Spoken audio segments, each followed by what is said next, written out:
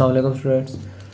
Topic है आपके पास self induced EMF. इससे पहले आपने इंड्यूस्ड ईएमएफ पढ़ा था। इंड्यूस्ड ईएमएफ में क्या पढ़ा था हमने कि अगर आपके पास एक मैग्नेट हो या आपके पास कोई कंडक्टर हो, उसमें से मैग्नेटिक फील्ड लाइंस चेंज हो रही हो तो उसमें आपके पास ईएमएफ इंड्यूस हो जाता है। ये चीज़ें हम नॉर्मली हमने पढ़ी थी।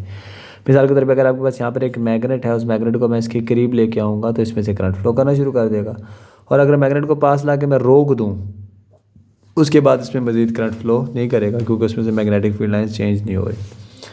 आज जो टॉपिक है उसमें हम किसी भी मैग्नेट को उसके करीब नहीं लेके आ रहे हैं। हम एक और वे देखेंगे कि इसके अलावा कैसे ईएमएफ इंड्यूस हो रहा है और ख़ुद में कैसे हो रहा है। ज़रा इसमें देखते हैं, बड़ा इंटरेस्टिंग सा टॉपिक है।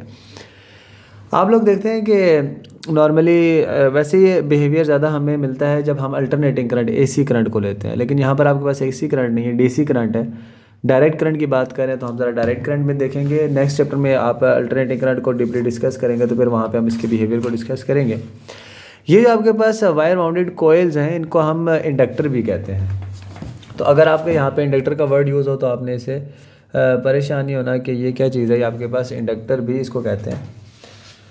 अब लेट्स से कि आपके पास एक बैटरी है, बैटरी सम वोल्ट्स की है आपके पास।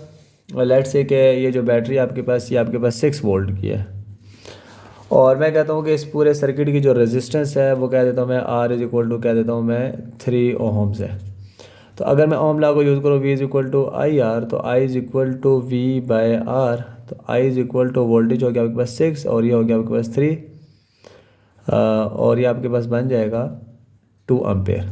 तो लेट्स से कि इस सर्किट में से जो करंट फ्लो कर रहा है दैट इज़ 2 एम्पेयर्स।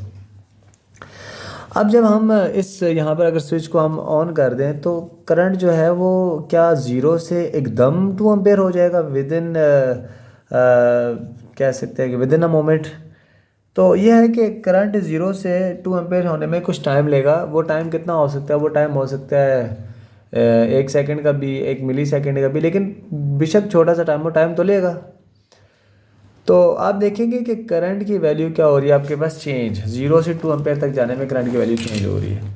चलिए अगर आप इस तरह नहीं भी ऑब्जर्व करना चाहते तो लेट्स से कि आपके पास इस सर्किट में यहाँ पर हम एक रियोस्टेट को लगा देते हैं। रियोस्टेट आपको पता है कि एक ऐसी डिवाइस थी जिसमें हम रेजिस्टेंस को चेंज करने से करंट की वैल्यू क्या हो जाती है, चेंज। यहाँ से रेजिस्टेंस ज़्यादा करूँगा तो करंट जो है आपके पास 2 एम्पेयर से कम हो गया 1 हो जाएगा, और रेजिस्टेंस को कम कर दो तो करंट हो सकता है 2 एम्पेयर से ज़्यादा हो जाए आपके पास। इसके आप रेजिस्टेंस को क्या कर सकते हैं, चेंज कर सकते हैं। चलिए ठीक है, यहाँ तक तो बात समझ आ रही है। अब क्या होता है कि मिसाल के तौर पे मैं यहाँ से स्विच को ऑन करता हूँ तो आपको पता है कि इस कॉइल में आपकी एक मैग्नेटिक फील्ड बनेगी। वो मैग्नेटिक फील्ड बिल्कुल वैसी ही है आपके पास जिस तरह की मैग्नेटिक फील्ड आपके पास कहाँ पर होती है, परमानेंट मैग्नेट की। तो इस तरह से आपके पास कुछ मैग्नेटिक फील्ड लाइंस होंगी। मैं क्या करता हूँ, मैं सबसे पहले इसकी रेजिस्टेंस को ज़्यादा पे रखता हूँ। ज़्यादा पे रख के हमने करंट को ऑन किया। अब मैं क्या करूँगा कि जैसे जैसे मैं इससे रेजिस्टेंस को कम करूँगा तो करंट की वैल्यू क्या होगी, चेंज। इन वायर्स में करंट की वैल्यू क्या होगी, चेंज, क्योंकि मैं रेजिस्टेंस को कम कर रहा हूँ। ये आपके पास रेजिस्टेंस बॉक्स भी हो सकता है, या आपके पास रियोस्टेट भी हो सकता है, स्लाइड ब्रिज टाइप का, ठीक है। मिसाल के तौर पे जब मैं इसकी वैल्यू को कम या ज़्यादा करता हूँ तो करंट की वैल्यू भी कम होगी। मिसाल के तौर पे हम करंट यहाँ से रेजिस्टेंस जो है वो ज़्यादा करेंगे, रेजिस्टेंस के ज़्यादा होने से यहाँ पे करंट की वैल्यू कम हो जाएगी। अब जब करंट की वैल्यू कम होगी तो ये मैग्नेटिक फील्ड लाइंस भी क्या होना शुरू हो जाएंगी, कम होना शुरू हो जाएंगी, ये वीक होना शुरू हो जाएंगी। तो आप देखोगे कि करंट के चेंज करने की वजह से ये मैग्नेटिक फील्ड लाइंस क्या हो रही हैं, चेंज। अब ये मैग्नेटिक फील्ड लाइंस क्या इन कोयल्स में से पास नहीं कर रही, बिल्कुल कर रही हैं। तो जब ये मैग्नेटिक फील्ड लाइंस करंट के कम होने की वजह से चेंज होंगी इन कोयल्स में से, तो इन कोयल्स के अंदर भी क्या आ जाएगा, ईएमएफ आ जाएगा। यानी कि आप देखेंगे कि इस चीज़ को हम कुछ इस तरह से भी समझ सकते हैं कि आपके पास सबसे पहले एक करंट चेंज हो रहा था, ठीक है। करंट के चेंज होने की वजह से ये जो मैग्नेटिक फील्ड है ये भी क्या हो रही थी, चेंज, डेल्टा बी लिख देंगे। अब मैग्नेटिक फील्ड लाइंस के चेंज होने से इन कोयल, जो कि मैग्नेटिक फील्ड लाइन जो चेंज हो रही है वो इन कोयल में से चेंज हो रही है। तो कोयल में से जब मैग्नेटिक फील्ड लाइन पास करती है तो उसको हम फ्लक्स कहते हैं। तो मैग्नेटिक फील्ड लाइन के चेंज होने से फ्लक्स भी क्या होगा, चेंज।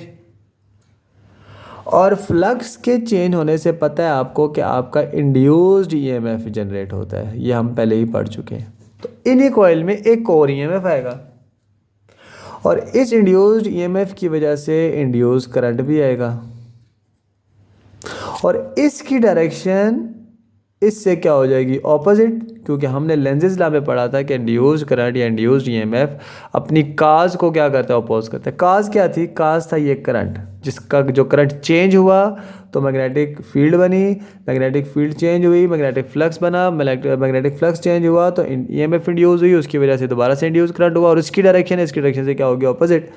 यानी कि जब मैं यहाँ पर करंट की वैल्यू को ज़्यादा या कम करूँगा तो इसमें ईएमएफ इंड्यूस होगा, जो क्या करेगा, इस करंट को क्या करेगा, अपोज करेगा, अपने ही अंदर जाने वाले करंट को क्या करना शुरू कर देगा, अपोज करना शुरू कर देगा।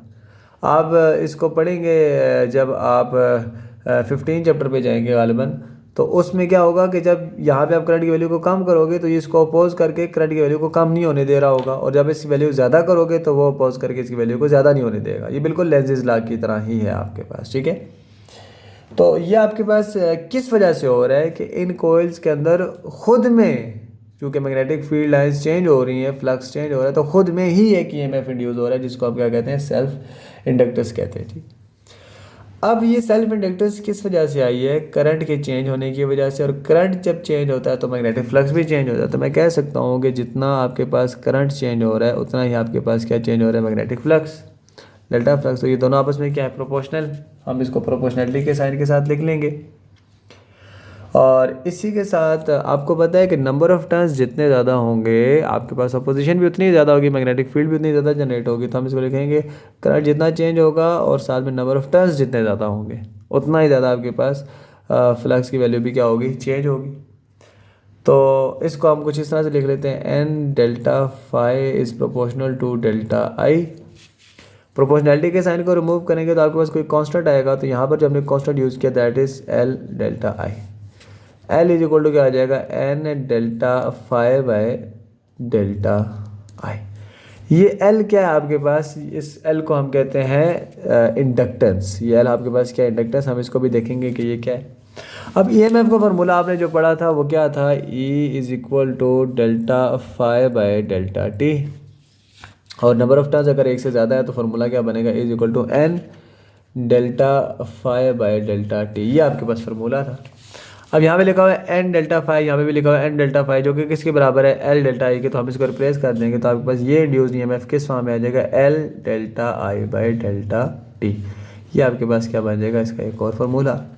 ये ईएमएफ था फ्लक्स के फॉर्म में, चेंज ऑफ फ्लक्स के फॉर्म में, rate of change of flux create and used EMF, और यहाँ पे लिखा हुआ है rate of change of current create and used EMF. ये करंट की फॉर्म में और चेंजिंग करंट की फॉर्म में, और ये चेंजिंग मैग्नेटिक फ्लक्स की फॉर्म में है। चलो ये तो हमने इंड्यूस्ड ईएमएफ की वैल्यू को निकाल लिया। अब देखते हैं कि ये एल आपके पास बेसिकली है क्या। एल आपके पास कहते हैं इंडक्टेंस को। अब ज़रा इसकी डेफिनेशन को, इसके मतलब को गौर से देखिएगा। अगर मैं इस फार्मूले से एल की वैल्यू निकालूँ, एल के इक्वेशन, तो एल इज इक्वल टू आ जाएगा EMF divided by delta I bye delta T.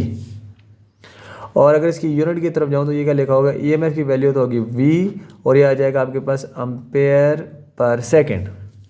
यानी कि अब एल क्या है कि अगर हम 1 एम्पेयर को 1 सेकंड में चेंज करें, यानी कि करंट की वैल्यू 2 एम्पेयर थी और अगले ही सेकंड में इसकी वैल्यू 3 एम्पेयर हो जाए, तो चेंज कितना होगा, 1 एम्पेयर का। तो इंडक्टेंस कहते हैं कि अगर हर सेकंड में या 1 सेकंड में आप 1 एम्पेयर को चेंज करेंगे तो उसकी वजह से कितनी ईएमएफ इंड्यूस हो रही है। अब लाजमी सी बात है, जब आपके पास नंबर ऑफ टर्न्स ज़्यादा होंगे तो ईएमएफ ज़्यादा हो जाएगी, नंबर ऑफ टर्न्स कम होंगे तो ईएमएफ कम हो जाएगी। तो यही बात आपको कहाँ से मिलती है, इस एल से, इंडक्टेंस से मिलती है। इसकी यूनिट आपके पास क्या होती है, हेनरी। यानी कि इसको मैं रिपीट कर रहा हूँ कि हाउ मच ईएमएफ या इंड्यूस्ड ईएमएफ प्रोड्यूस्ड व्हेन, या हाउ मच सेल्फ जो आपके पास इंडक्टेंस है वो प्रोड्यूस हो रही है बाय चेंजिंग 1 एम्पेयर करंट पर सेकेंड। ये आपके पास क्या हो जाती है, इंडक्टेंस। अब इंडक्टेंस किस चीज़ पे डिपेंड करती है, इंडक्टेंस डिपेंड करती है इनकी शेप के ऊपर। यानी कि अगर ये टर्न्स बहुत बड़े हैं तो एक स्ट्रॉन्ग मैग्नेटिक फील्ड नहीं बनेगी, तो इंडक्टेंस भी इतनी ज़्यादा नहीं होगी आपके पास। और अगर ये क्लोज हैं तो आपके पास मैग्नेटिक फील्ड स्ट्रॉन्ग बनेगी, क्योंकि जितने क्लोज होंगे उतने ज़्यादा इनकी मैग्नेटिक फील्ड एक दूसरे के साथ इंटरेक्ट करेगी। दूसरा डिपेंड करते हैं नंबर ऑफ टर्न्स पे, नंबर ऑफ टर्न्स कितने ज़्यादा, जितने ज़्यादा होंगे उतनी होगा।